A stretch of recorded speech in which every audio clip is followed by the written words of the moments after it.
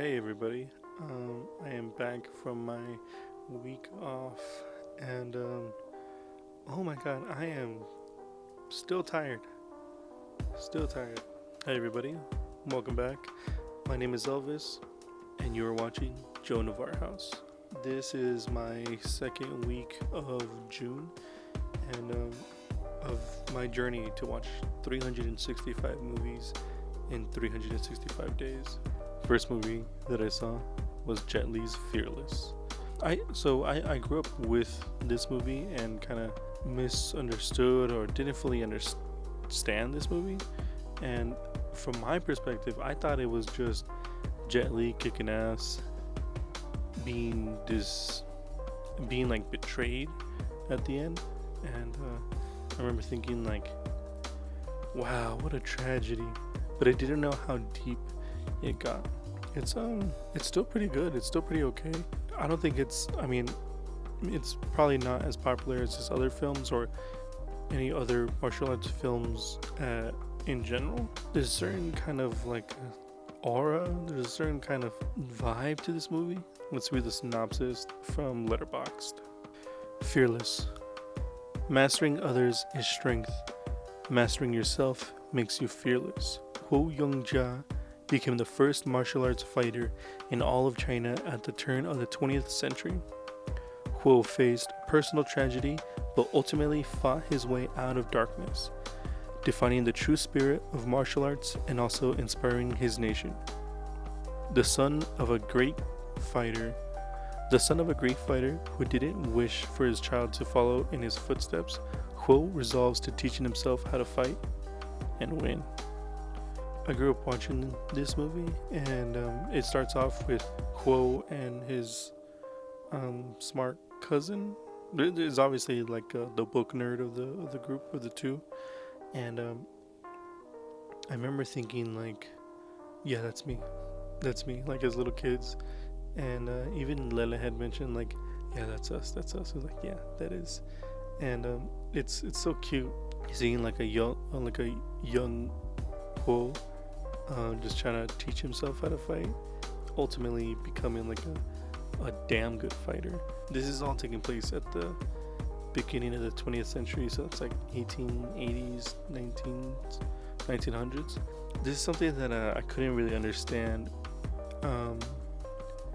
The Japanese were in China alongside with the British, and I think the British were selling the Chinese labor to the British, and I think that's the contract that Japan had with Britain, and why China was in this like state of like fucking depression. Capitalism is depression. Remember that. They don't want you to know that, but capitalism is depression. There's a lot of like really good fights, and then there's this tragedy that happens where like kind of everybody's like, oh no, what the hell, like why would they do that? And then it kind of like loses itself, the movie, and Jet Li's character is in this like are in these rice fields and trying to learn the way of peace, and then it hops back into the fight train, and then there's this ultimate last showdown with a Japanese fighter, and they both respect each other as fighters, and they even show each other, so squabble up. By the end of the movie, there's this kind of great feeling of sadness, and it kind of leaves you in that way, and it's like, okay, that was a pretty damn good story, and yeah, I really liked it for that. Cool stuff. The next movie that I saw was Persuasion. So after watching Pride and Prejudice, I kind of wanted more. I wanted to know what else Jane Austen was cooking in her room. And I came across this movie on Tubi, Persuasion, and hell yes, this is my stuff. Persuasion from Letterboxd. A love lost but never forgotten in this new BBC dramatization. Anne Elliot, the daughter of a financially troubled aristocratic family, is persuaded to break her engagement to Frederick Wentworth, a young sea captain of meager means. Years later, money troubles forces Anne's father to rent out the family estate to Admiral Croft, and Anne is again thrown into company with Frederick, who is now rich, successful, and perhaps still in love with Anne. So there's something that the actress for Anne, Amanda Root, she had these very intense, soft eyes that had this like worry if Frederick was still in love with her, and she even has a fear if he still loves her. And it's like, oh my god, yeah. If you're a fan of Pride and Prejudice, Bridgerton, you probably might like this. The 1995 version. I haven't seen the other one, the 2005 or the 2020, whatever. The use of costumes and it all has this like grandiose sense of magic of like, wow, I'm really in a different time, and these people had thoughts and feelings and like troubles like me or something like that. And I was glued to Amanda Root's performance. I'm telling you, you have to watch this movie and just look at her perform and look at her like just feel the feelings of the scene. And it was just, I really liked it. If you are gonna watch it, note that anytime that Frederick, when he is mentioned or is arriving into the scene, notice the bells of love, those bells of frightening, those bells of anxiety. All of it happens when they are kind of needed to like clash together. And man, it is so good. Also, this movie had me confused for like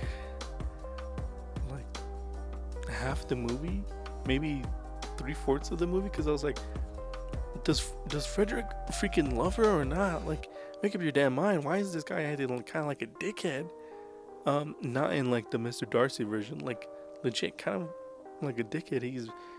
He's like dismissive. He's like trying to kick her off. He's like, I don't want to do anything with you. And oh my god, it was insane. The next movie that I saw was Pig. Lele had actually seen this movie and fell asleep to it, and I think they didn't like this movie very much. But I was on Letterboxd, and somebody had written. I was talking to somebody on Letterboxd, and their name was Dimwa Gamer 141. If you're watching this, hey man, how you doing? What's up? Thanks for recommending me this movie, and I like this movie a lot more than I thought I would, based off of my siblings' review or thoughts or opinion. And the first thing that I noticed about this movie is how quiet and gentle the cinematography was. It was very slow and artistic, and didn't move the camera away from their subject and really took its time. And I think that's what I appreciate most about this movie. Let's read the synopsis to this movie. We don't get a lot of things to really care about. A truffle hunter who lives alone in Oregon wilderness must visit Portland to find the mysterious person who stole his beloved foraging pig. Yeah, this is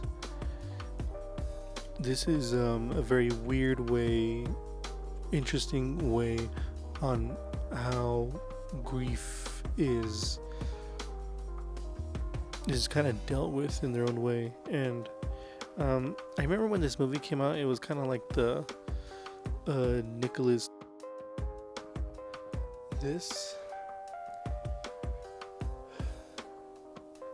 This is the fourth fucking time I've shot this one fucking video.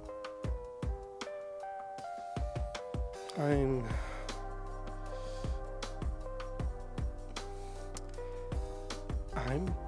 pretty frustrated because I yapped for quite a while and I didn't get the fucking notification on my monitor and it just kept playing.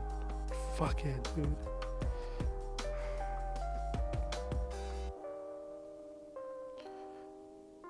I was in the middle of talking about Pig. I'm gonna do this real fucking fast because I'm tired of this shit already. Fucking hell, dude.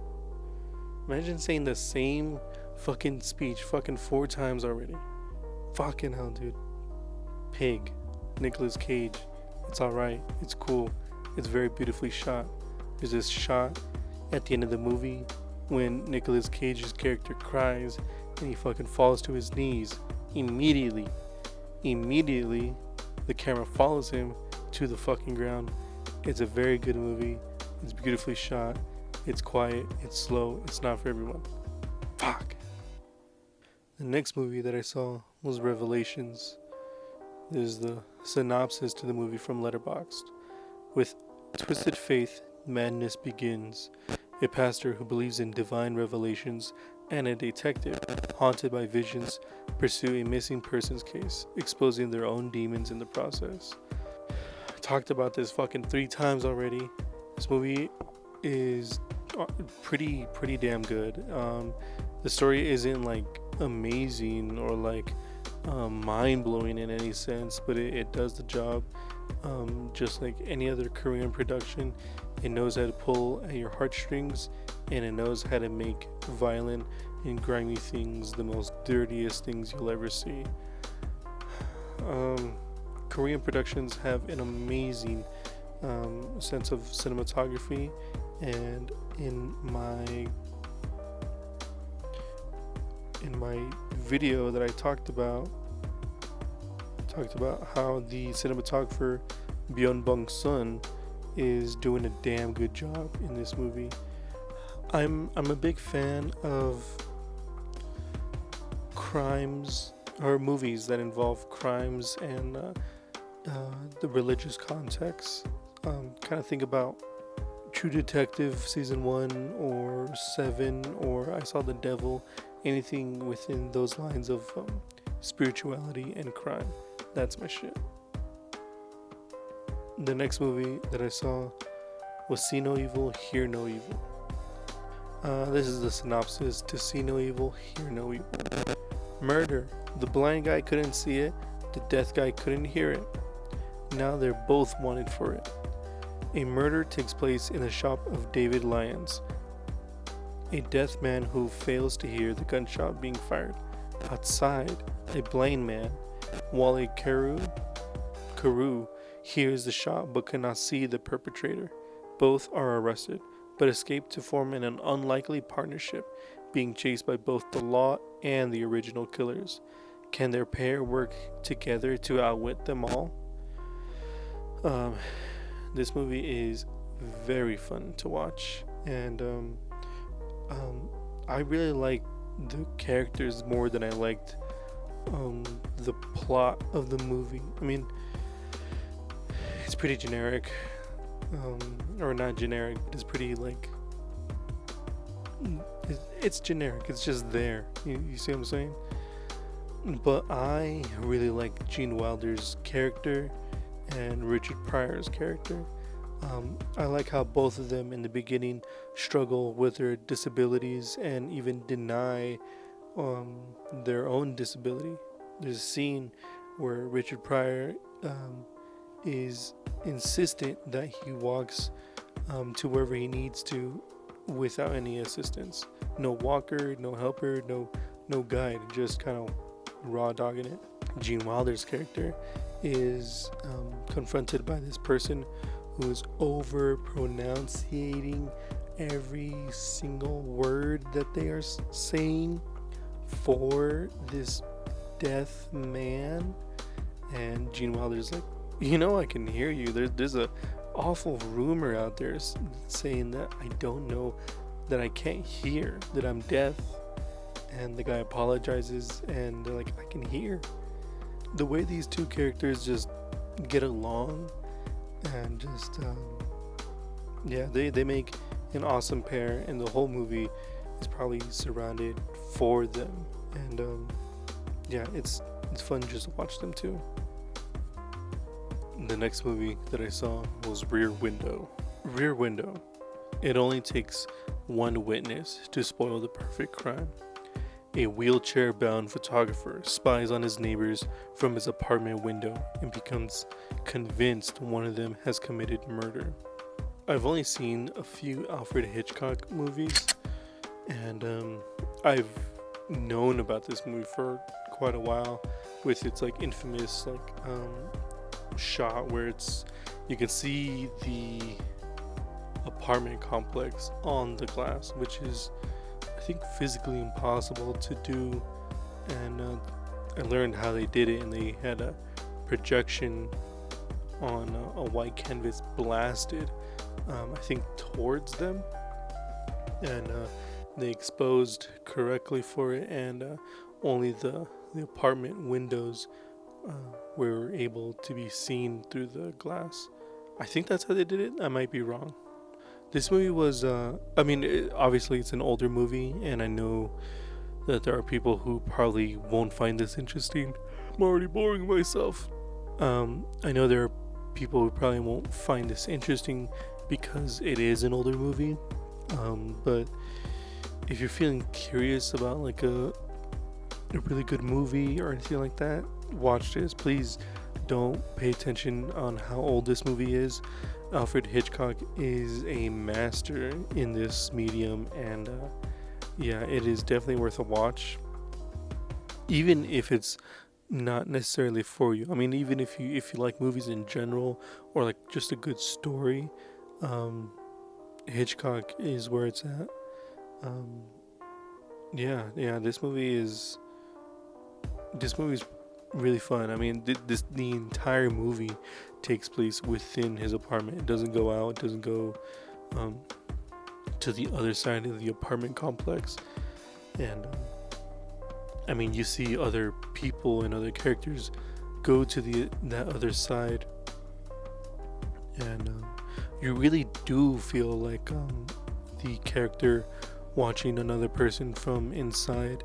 And there's a scene where something is happening to another character on the other side, and you can see the main character struggle, like full on have a panic attack on screen, and like the way he like holds his head, the way he like grips his hair, and is in this like anxiety of like, I literally cannot do anything except sit in this wheelchair. And it is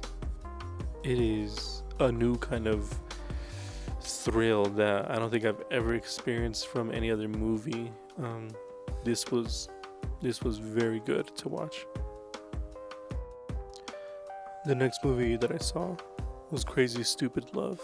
I mean, you've seen all of the memes where Ryan Gosling is like serving his most sassiest character delivery, the way he kind of like, oh my god, are you serious? Oh my god. Or, I mean, I can only do it as good as I can.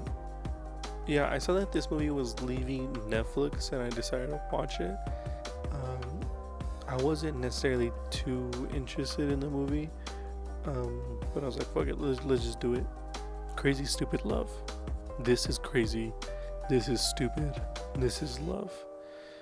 Cal Weaver is living the American dream. He has a good job, a beautiful house, great children, and a beautiful wife named Emily. Cal's seemingly perfect life unravels.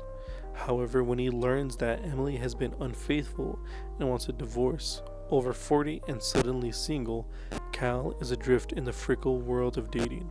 Enter Jacob Palmer, a self-styled player who takes Cal under his wing and teaches him how to be a hit with the ladies. This movie is just really fun to watch. If you're a fan of those like kind of cheesy montages where like a person comes out of a closet and they're like wearing an outfit, and then they're like, oh yep, oh no, like no, don't wear that, and then they go back into the closet and then they come back with a different outfit, and it's like all this kind of trial and tribulation of, or it's all these like trials of like what fits this person's style, and just what is the best look for somebody. This entire movie is that, and it's really fun to watch. It's really fun to watch Ryan Gosling's character kind of show him how to be charming, and yeah, I mean, it's just a pretty fun movie to watch. So everything is amazing in this movie up until the fight scene that I think everybody has seen. I don't think so. But there's like a fight scene with all of the characters in the movie, and it's probably the best thing in that movie. After that is just kind of like trying to bring up the rise of the movie again, and it doesn't necessarily work. And I think it falls a little flat in the end, and it ends with like a nice little like emotional moment there, and then it's over. And I think that's probably the biggest thing that I didn't like about this movie. But yeah, fun movie. Well, looks like today's episode is a little bit shorter. I am behind on schedule, and I only saw 7 movies last week, last 10 days. And yeah, I'll have to see you guys on the next one on that one. Thank you guys for making it to the end of the video. I know I was a little upset kind of earlier, and yeah, it took me about 3-ish days to record this, and yeah, please like, comment, and subscribe, and give me a movie recommendation. Just recommend me anything that I can watch if I hadn't seen it by now. Thank you so much, Cal, for recommending me a movie that's coming up next week. And thank you to Jesse for recommending me 2 movies. One I was already working on already, and yeah, thanks for the recommendation either way. And thanks Jason for recommending me that other movie. Definitely watching that one. I'm watching all of your guys' movies, and yeah, I'll get to you guys next week, and see you guys then. Bye.